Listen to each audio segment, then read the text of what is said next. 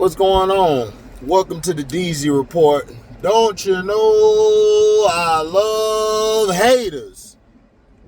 I'm gonna start posting on this channel, just to keep people coming to it. Also,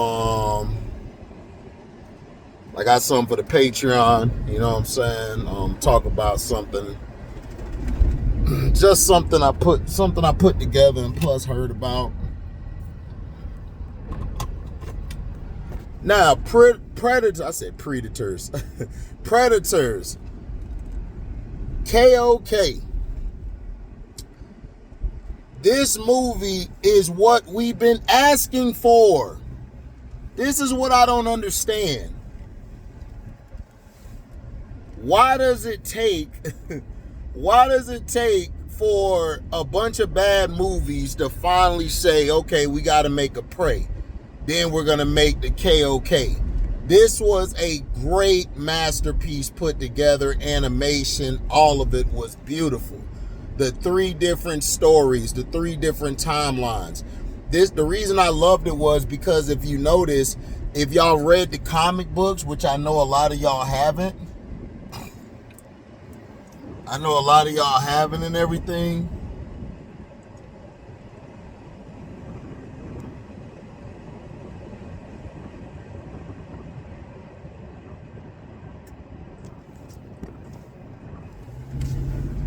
My bad, y'all.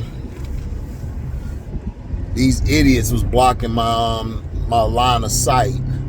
So anyway, if you haven't seen Prey or the KOK, man, then I'm finna spoil it, so I don't care. If you haven't seen it, I'm giving you a warning now, so you can turn away from the video. Now, this is on Hulu. Both projects grossed a lot of money on Hulu. They're both 2 of the highest selling movies that were put on Hulu. Prey was great. The graphics, some people was upset about how the graphics looked, the CGI. I was like, man, I think it's great. And then what they could do is they could remaster it. You can always remaster it and make it even more clear. The storyline was beautiful because it got straight to the point. It basically centered the film around not only the Predator, but around Naru and her tribe. And it shows you that Naru is trying to prove herself as she's a hunter too. And she could hunt with the best of them, but because she's a woman, they don't kind of see her as that. They want her to be more of like, okay, you got to thread your stuff and, thread this and that. You're not serious about it. So they go and they make fun of her. They tease her the whole movie. But she's the only one who doesn't have an arrogance. See, that's the issue. The men of her tribe are arrogant, which they should be. They're hunters. They've been hunting since they were kids. They've taken out a lot of animals to either use them as clothing or use them as food. So that's what you're supposed to do, which I love. I love how it taps into that. Plus, it shows the Predator is a predator who's looking for a hunt and trying to better its hunting skills, and it's skinning different things like snakes, wolves, going after the biggest apex predators. And you're seeing him build himself up to take on the ultimate prey of the planet, which is humans. So that's why you saw him take out the bear. He took out the bear, and he took out of course the wolf and all of that, the snake, the rattlesnake, and it's showing you different apex predators on different levels.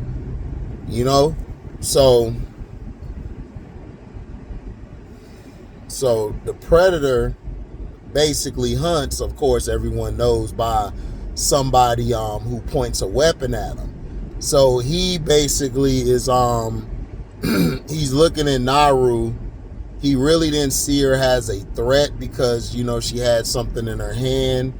She didn't really attack him. Everybody else tried to attack him and he took him out. So at the end of that story, I'm not going to go through the movie because you guys seen Prey. I'll just jump back and forth. In KOK, on Hulu, you got to see different eras, different timelines, different ways of hunting, and you saw the predator. Each predator kind of matched what that time frame was.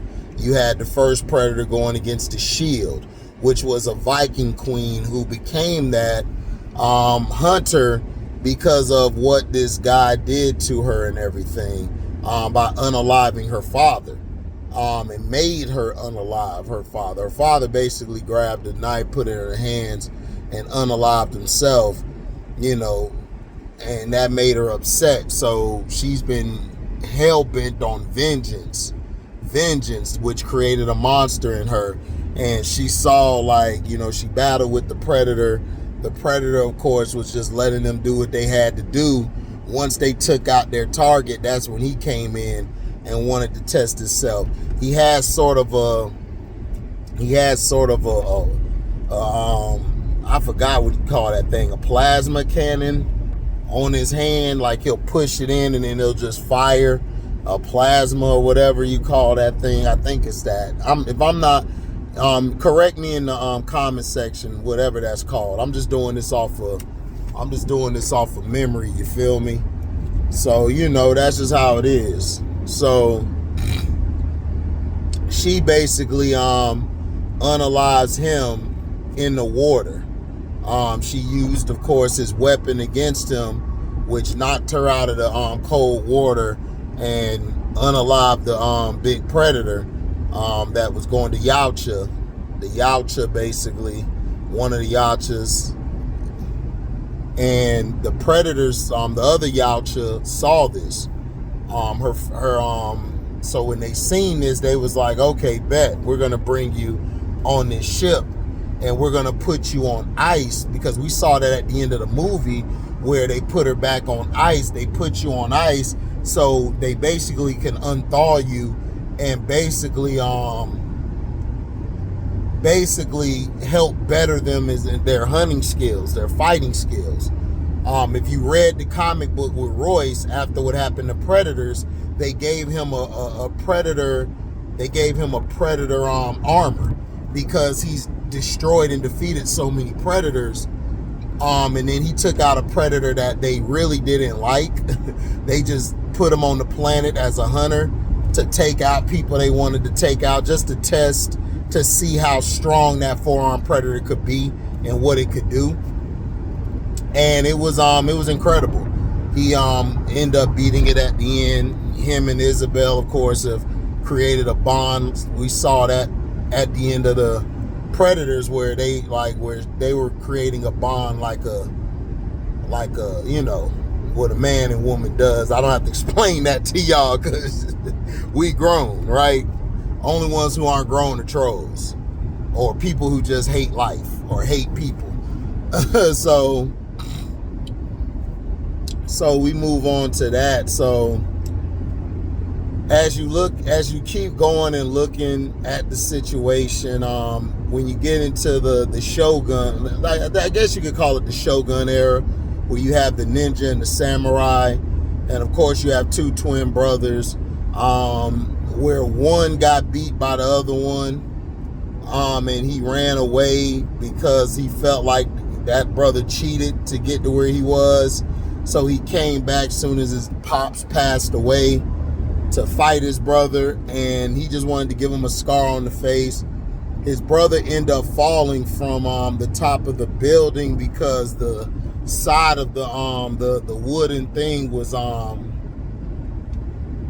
do I say, it was already cracking. So he just hit it and fell. So when he fell, he was sad. He thought his brother was gone. He didn't want to unalive his brother. He just wanted to show that I'm the better fighter and just give him a scar on his face, like he gave him a scar. That's all it was. He wasn't looking to take his life. So then that's when the second Yautja comes in, and what that Yautja does is more of a Shogun feel. Like, he got a blade, fires a claw, fires a claw, grabs the person and rips them, like brings them to him and then rip them apart, has a spear, so he's fighting with this thing. He escapes and all of that, and he's hiding under certain spots. The predator can't see through certain stuff, like I think it was lead or built out of something. If it's built out of a certain material, the Yautja can't see through it. So he was able to stab it in the foot and get away. And he ended up by where his brother was at. Then the thing came out of nowhere, like cloaked, trying to hit him. His brother saw it and blocked it, but it ended up still piercing him.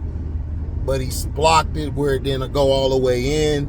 And then that's when they fought the Yautja and they defeated him. But him and his brother made amends, and his brother passed away. So then they brought him onto the ship. He basically on the ship now. And then they go to this next guy who basically is a hot shot, always goes fast. Like you could tell that the kid really, you could tell that the kid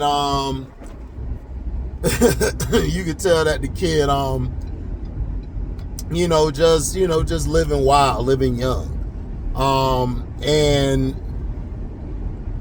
basically the engine wasn't working, but the pops, you could tell, wasn't well. The pops was ill in the beginning, and he just wanted his son to have a better life. So he said he flooded the engine, where he really didn't flood the engine if you really look at it, because he really didn't test it. He just said, look, just live a better life, mijo, and all of that stuff, blase, soise. I'm not getting all into the particulars because it's just a waste of time. I'm getting to the point because I want to end this video. I don't want to make this video like 80 minutes or something. So he goes off to the ship. He's fixing the ship. And then he basically messed the engine up where it won't start. So he basically flooded this engine or something, or messed it up. And his I think it's his captain or general, whoever it is. I say his captain was telling him that if you can't fix your plane, you can't fly, which is a great lesson, because a lot of people who were fighter pilots back in the day, even the Tuskegee Airmen, they had to learn how to fix their plane. And it's just like at where I work. You got to fix your truck. Like if your truck is messing up, you got to figure out ways how I can fix it. And that's the big trucks that you travel across the feeder, and then like the regular package cars, you got to be able to learn how to make sure it's up in shape. You got to check it. You got to make sure the oil, everything's good in it. So what you do is an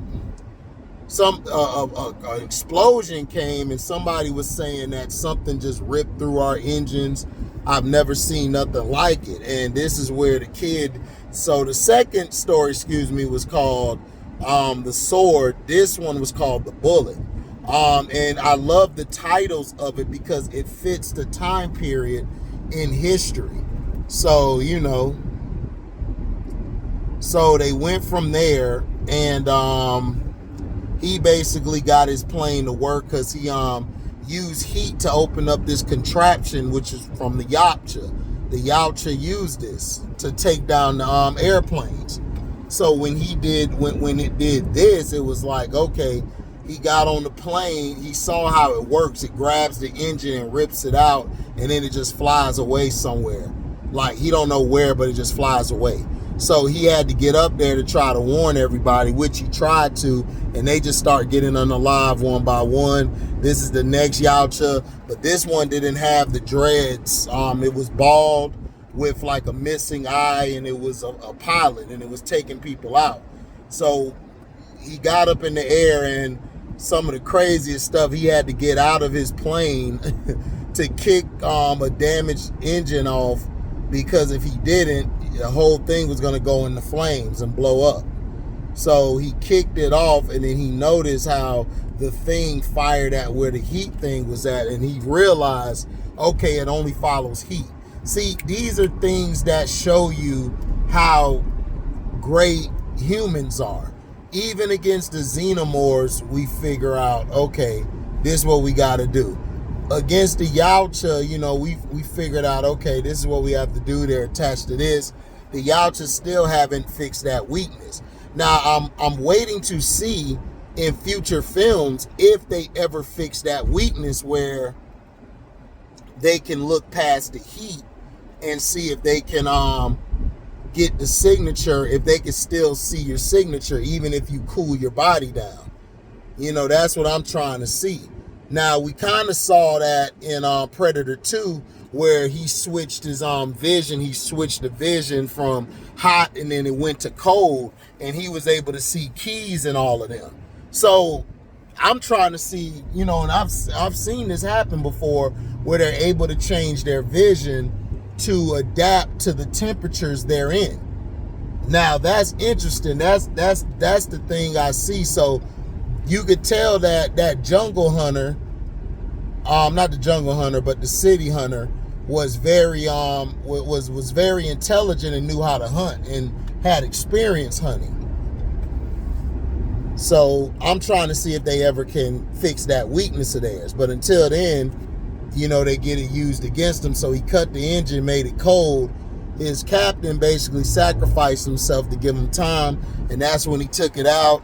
And then you saw at the end, the big ship came and took him up, had him in stasis, thawed him out, and had basically the king predator, who had a bunch of xenomorph trophies around him of a queen. I think he had a queen xenomorph's exoskeleton wrapped around him, which was dope. I was like, man, that's clean. And then he told them that to become the KOK, y'all gotta unalive each other and then fight me. So the Viking woman, the Viking queen, was finna take out the young kid, the pilot. And the dude, the samurai, the ninja, well, he was a samurai, but he's a ninja, blocked her from unaliving him and basically was speaking in his language. They all couldn't understand each other because they all spoke a different language. Remember, they all came from different times in history. So after all of that happened, they thought the pilot got unalived. He was able to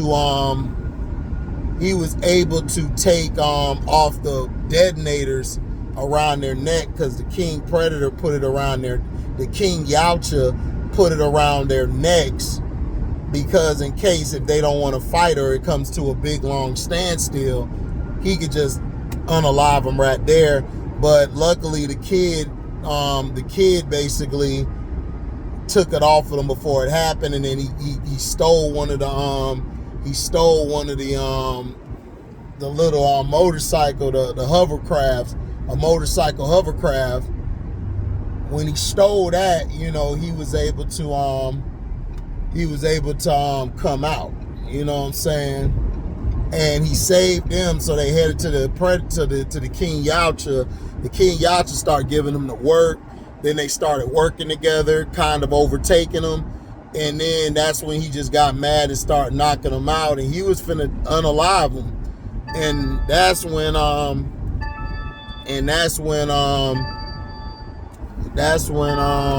what's his name? That's when my bad, y'all. That's when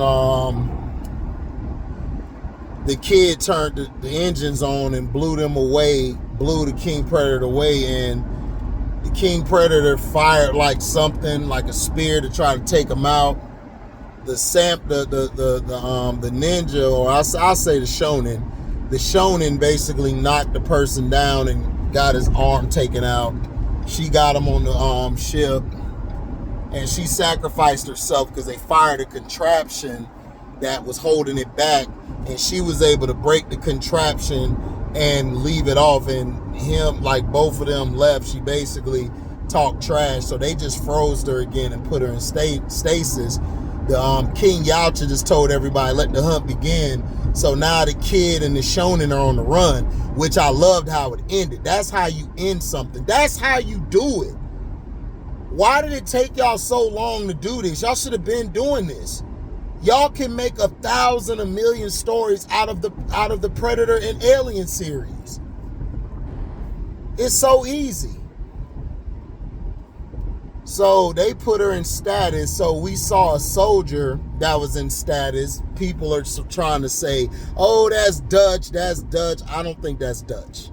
I think that's somebody else. I don't think Dutch is coming back. And if he does, why would that be Dutch when Dutch is on Earth? Dutch is on Earth, or he's flying around on a stolen ship, I believe, the last time we saw him. But I don't know. I don't know. That's what I thought we did, but whatever. So they could have probably captured him later, but we don't know. So that's not Dutch. But then we saw Naru. Naru was in there, and that's what shocked everybody, was like, oh, they got Naru, which was, yeah. Because remember, at the end of Prey, a bunch of ships came. They came to get Naru. And then, you know, one of the weapons that they had the kid use was the gun that Naru had. So the director did a good job. The next movie is going to be Badlands, which is going to be in theaters. I am going to check that out.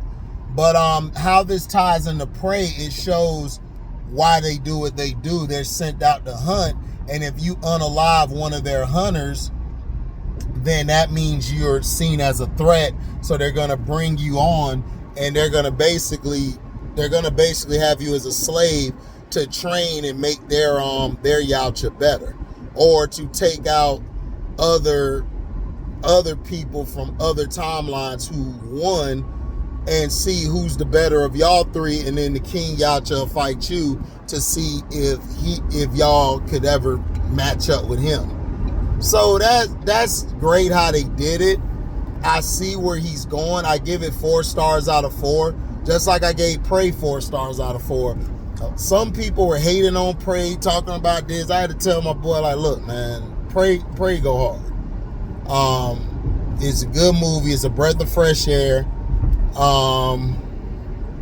Like I said, I got it as the second best. This one here, I ain't gonna hold you. This is the best Predator made. I don't care, animation or movie. This is the best Predator made. KOK is the best one. I got it 1. I got the original Predator. I got the original Predator. The original Predator always be 1.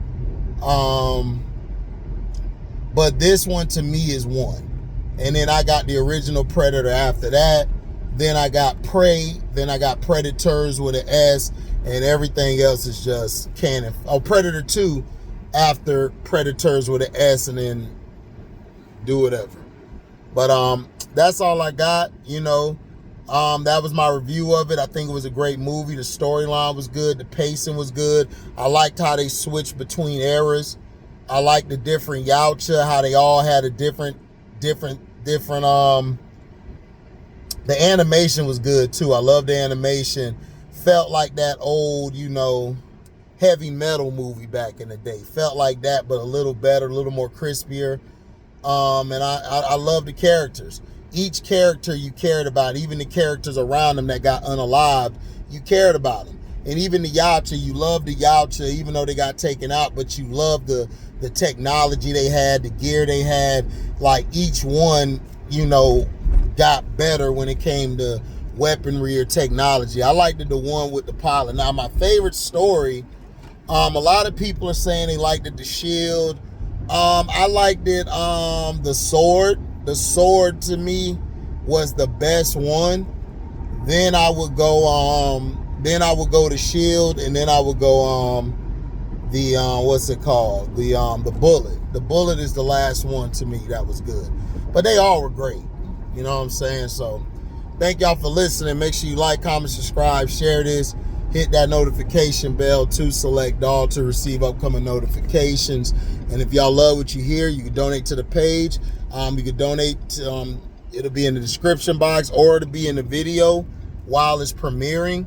You guys can hit that link, you know what I'm saying, and then donate. You can hit me on the Cashapp. So I'ma holler at y'all, man. Y'all be safe. I'm out.